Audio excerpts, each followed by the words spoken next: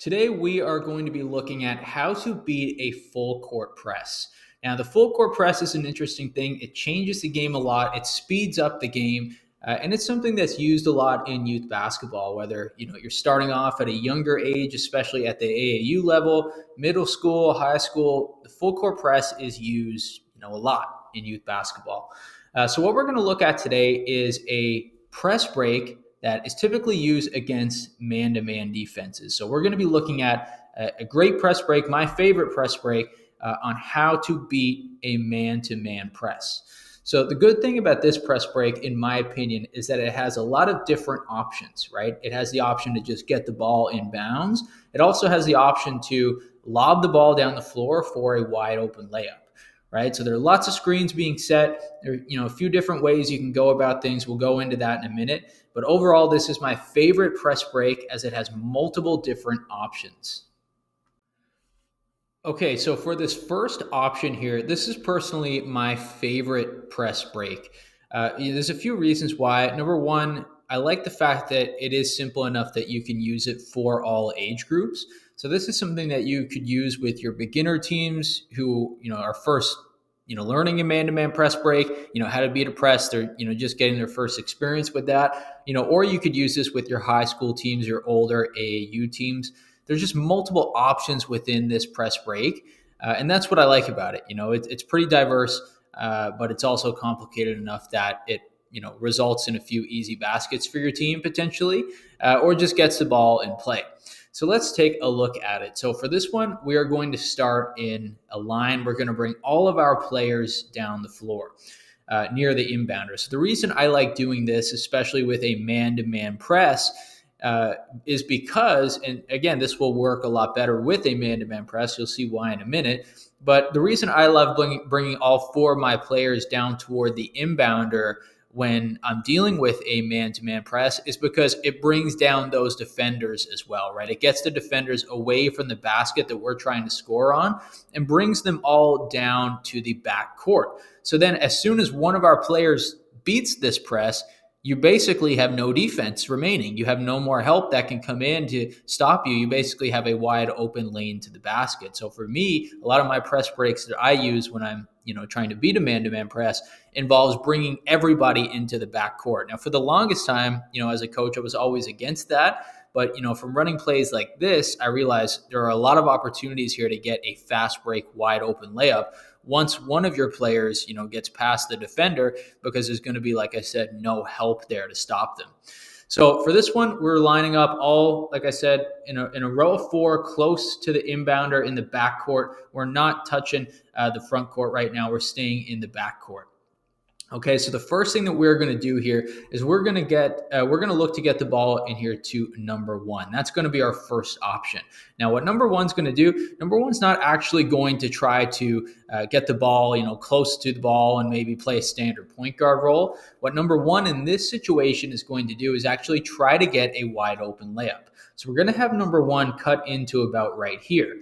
But as that's happening, number two is going to move in here as well. And they're going to be ready to set a screen for number one. As number one has a quick change of direction, number two is setting that screen right here as number one does that. Right, number two setting that screen for them after that change of direction. And number one is going to look to cut all the way down to the basket, right? And then typically with this press break, we want somebody with the powerful arm or the ability to throw long range passes to inbound the ball, because this is going to be our first option right here, is getting the ball into number one then for a wide open layup. Now, chances are you might only be able to get this option a few times. Teams will catch on to that pretty quickly and take that option away after you score maybe 2 or 4 points from that. But again, that's 2 or 4 points on the board that your team might not have had before. In a game where you could win a game by 2 or 4 points, that means a lot. So we want to get that opportunity, right? Number one's here, right? Let's look at it again. Let's reset it. Right, number two's here, number one's here. We're going to have the ball back in bounds. Number one is going to cut down here, and they're going to change direction. But as they do that, right, number two is coming down here to set that screen. Number one is gone. We're going to try to get a powerful pass in here to number one from our inbounder for a wide open layup. Now, the question is, what happens then if we can't get the ball into number one? Well, there are three more options on the floor back here in the backcourt that, we can kind of run pretty quickly. So that's exactly what we're going to do. And as that is happening with number one and number two, simultaneously at the same time, number three is going to go set a screen here for number four.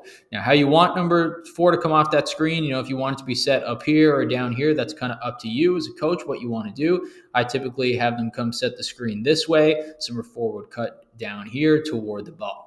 Okay, after number three sets that screen, they're going to take off because we want now a little bit more space in the backcourt. So you have to imagine number one's going to be about right here. Number three is going to be about right here, right? And we still have two players here in the backcourt. For number two, after they set that screen for number one, they're immediately going to change direction and look for number four. So they're going to go set another screen for number four as number four is running. So number four is getting hit with two screens. So number four then is going to look for the basketball, and then number two is going to roll to the basketball as well. So you have two potential options here for number four or number two. Whoever gets that ball in this situation, number four, you can then try to bring it up the side, bring it up the middle, whichever you prefer. You could have number five cut down the middle. Again, that's totally up to you. But, in this situation of a man-to-man, it's going to be pretty easy for, our players to beat that at this point because, again, all these players are back here now. So if any of their defenders come up to help, right, that's an easy lob pass over there to number one or number three. Typically that wouldn't happen if it is a smart defending team. So they're going to bring, their defense pretty close to the player that they're guarding. And, for that reason, at this point, it's going to be pretty easy to get the ball up the floor in a man-to-man press situation. But again, the main options with this one, we want to try to look for that long pass here with number one. If we can't get it, though, we have some options then to get the ball in here to number four or number two off of that roll. So this press break, this man-to-man press breaks gives us a few different options here, which is why I typically like to use this one the most. Okay, so there we have it. That is my tutorial on how to beat a man-to-man press using a press break. Now, like I said, this is one of my personal favorite press breaks, just because of the multiple elements that it has, right? You have the opportunity for that lob pass down the floor, to get the ball for a wide open layup.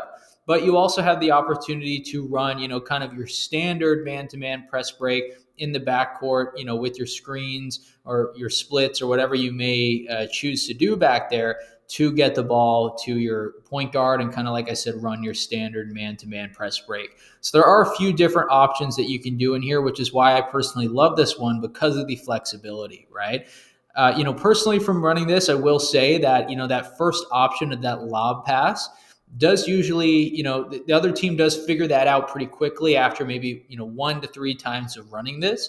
So this isn't a press break that I would run every single possession down the floor, but this is a great press break that I would add to your playbook, teach your athletes how to run so that you might be able to get, like I said, a quick and easy, 4 to 6 points from this, if you run it accurately, with a few minutes or a few possessions of separation in between. So again, this is a different man-to-man press break. It has a couple options, and I would highly recommend adding it to your playbook, whether it's, a youth team that's, just figuring out how to beat a man-to-man press. This option can work because, each option is simple enough. At this point, they likely understand already how to screen, how to cut, all that stuff if they are pressing. But again, that sneaky lob threat option is, a good enough option so that it could work against an older team as well, like your AAU teams or your high school teams. But anyway, that's all we have for today. It'd be greatly appreciated if you could take the time to like this video and subscribe to the channel. Thanks.